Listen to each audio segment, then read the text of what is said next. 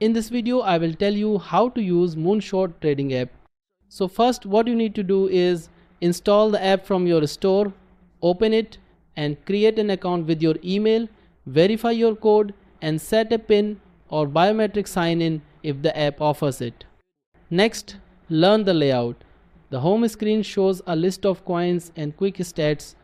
Tap any coin to open the details page where you can see the price chart, volume, holders, market cap and circulating supply.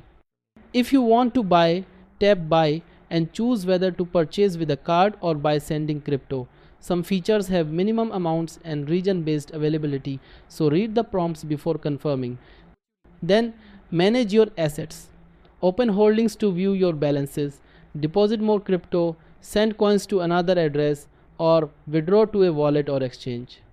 Use the history icon to review completed and pending transactions, and visit settings to update your personal information and see limits and fees. Finally, practice safe trading. Double check networks before sending, keep a small buffer for fees, and consider dollar cost averaging if you are new. That's how you use Moonshot trading app.